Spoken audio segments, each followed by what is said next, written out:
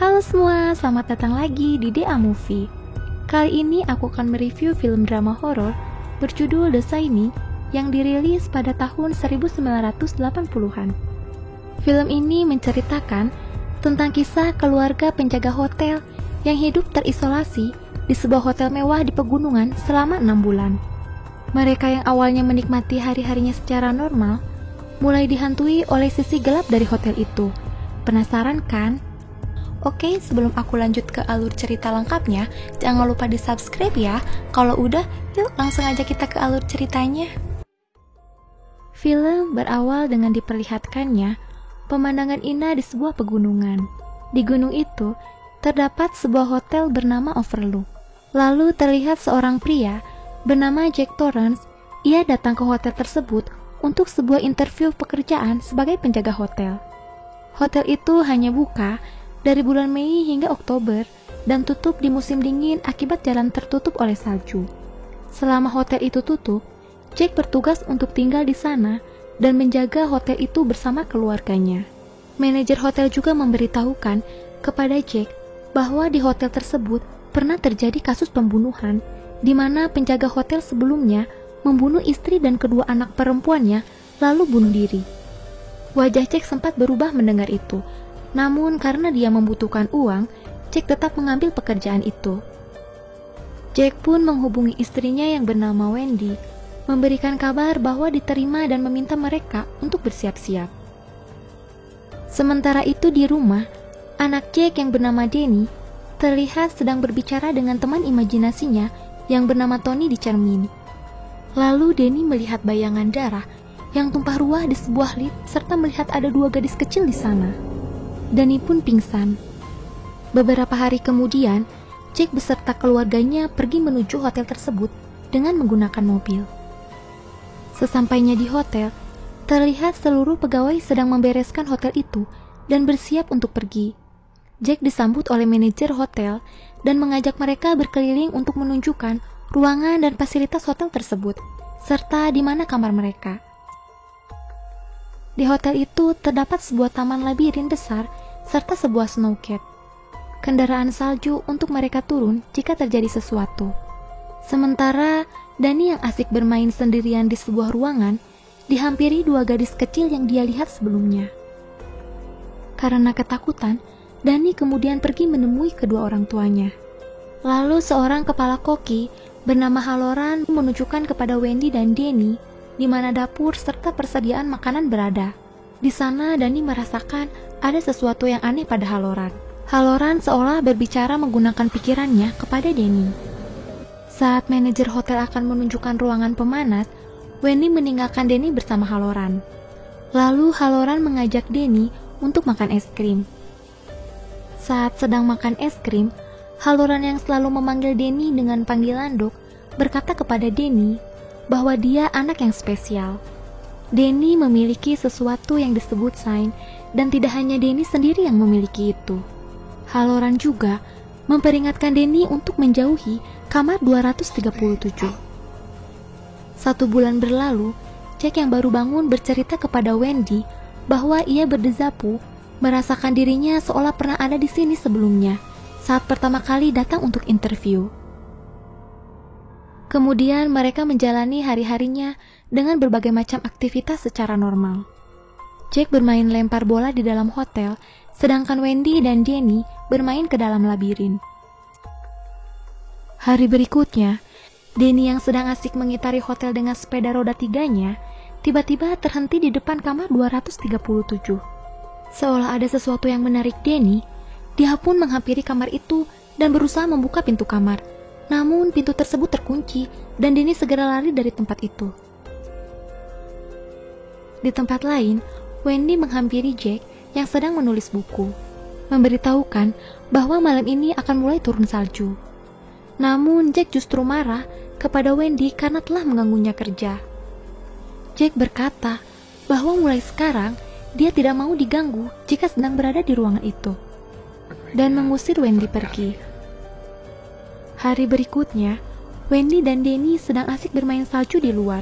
Namun Jack hanya melihat mereka dari jendela dengan tatapan dan senyum yang aneh. Hari demi hari berlalu, Salju menjadi semakin tebal. Jack tetap sibuk dengan mesin ketiknya, sedangkan Wendy berusaha menelpon, namun jaringan telepon mati. Akhirnya Wendy menggunakan radio untuk menghubungi polisi hutan guna menanyakan mengapa jaringan telepon mati. Mereka berkata bahwa beberapa tiang telepon rubuh akibat badai salju dan meminta Wendy agar tetap membiarkan radio menyala untuk berjaga-jaga. Di tempat lain, Denny kembali bermain dengan sepeda roda 3-nya. Sampai di sebuah lorong kamar, tiba-tiba sosok 2 gadis kecil itu kembali muncul. Mereka mengajak Denny untuk bermain, lalu sekilas terlihat 2 gadis kecil itu tewas berlumuran darah.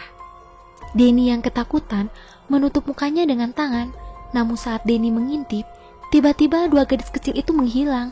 Denny kembali berbicara dengan teman hayalannya yang berkata kepada Denny bahwa itu tidak nyata. Hari kembali berganti.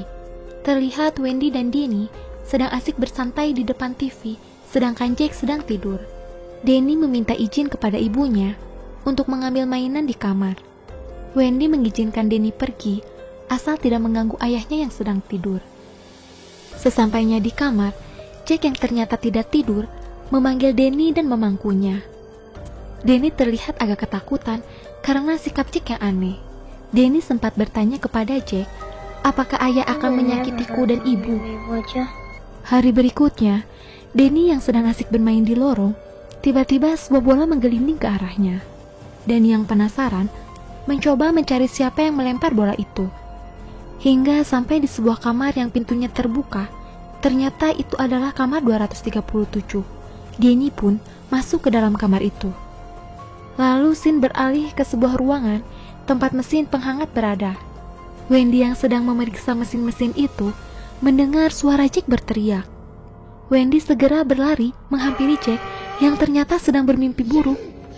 Jack kemudian terbangun dan jatuh dari kursinya, namun masih dengan keadaan panik dan ketakutan.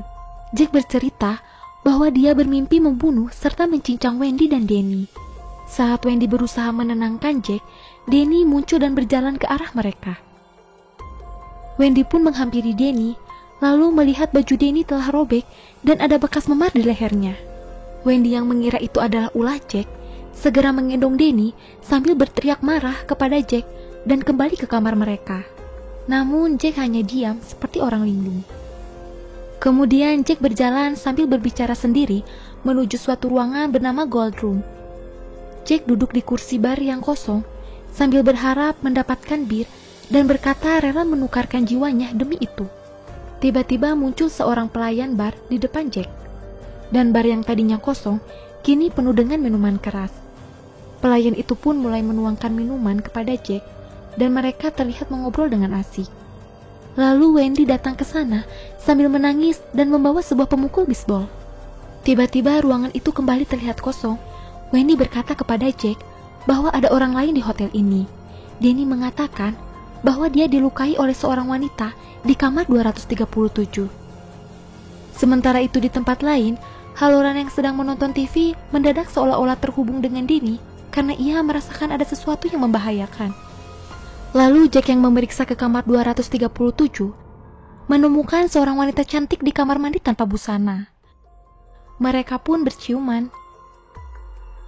Tiba-tiba wanita cantik itu berubah menjadi nenek tua yang tubuhnya penuh dengan luka membusuk.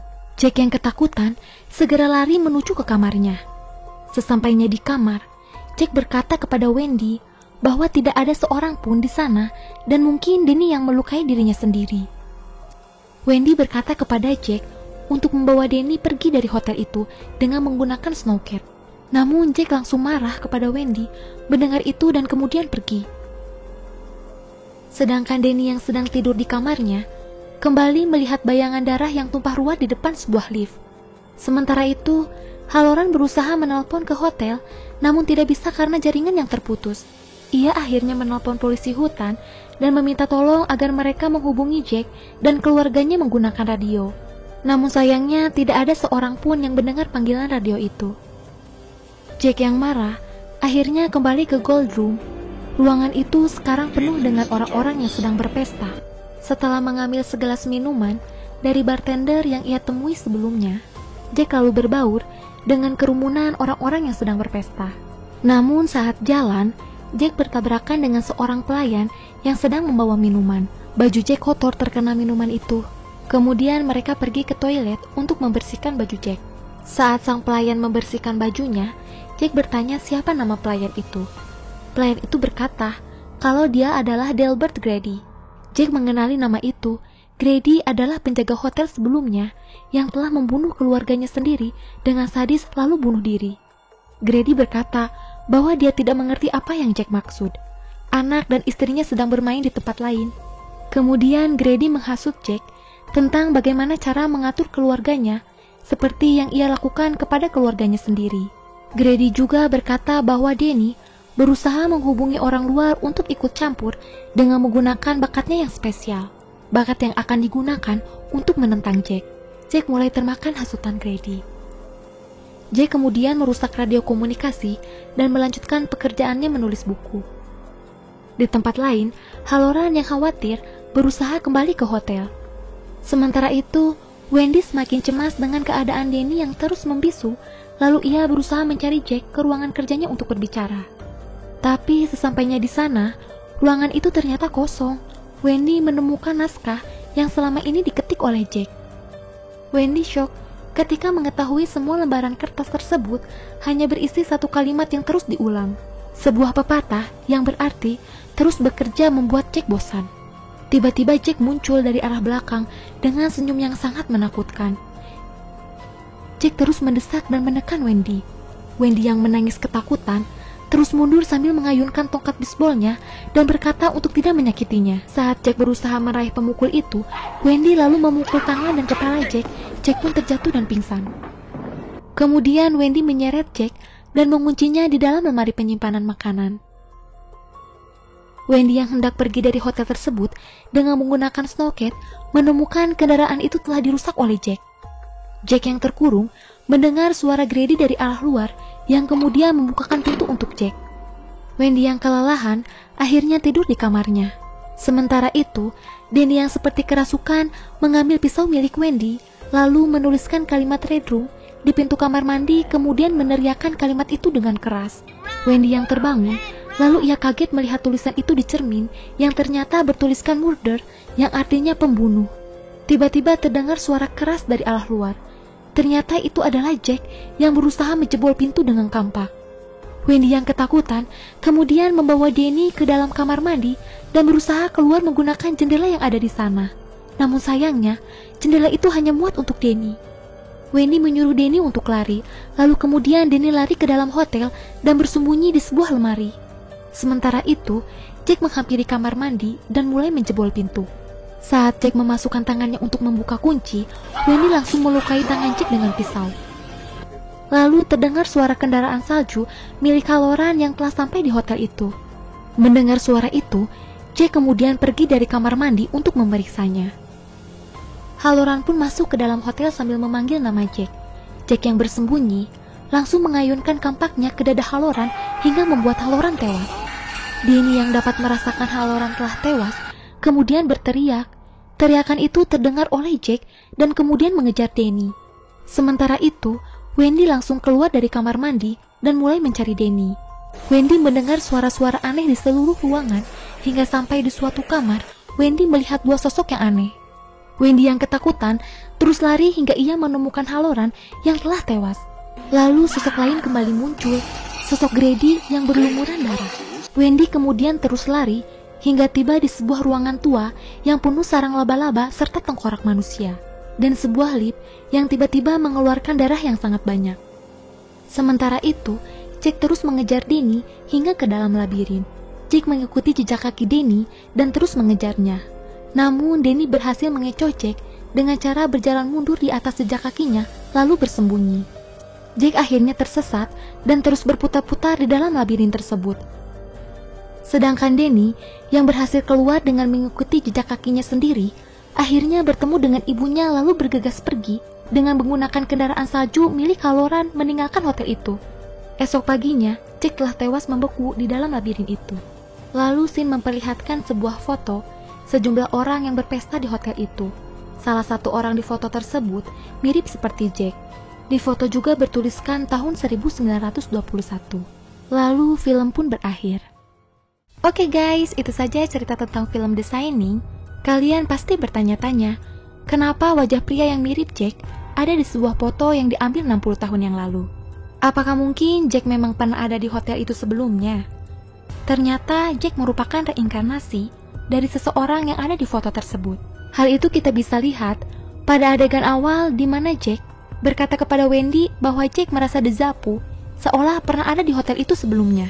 Di film ini juga kita dapat melihat sisi gelap dari Hotel Overlook yang memiliki banyak sejarah kelam, dari mulai awal dibangun di atas tanah suku Indian yang direbut paksa dengan sangat kejam, sehingga membuat Hotel Overlook penuh dengan hawa negatif yang bisa memunculkan sisi gelap seseorang ketika berada sendirian di sana, serta menegaskan tempat itu terjerat dalam siklus roh reinkarnasi kejam yang abadi. Dan IMDb untuk film ini adalah 8,4. Mungkin segini saja review dan penjelasan film The Shining 1980. Jangan lupa like, share, dan subscribe ya, supaya kalian tidak ketinggalan jika ada video baru dari DA Movie. Thanks for watching and see you on next video. Bye-bye!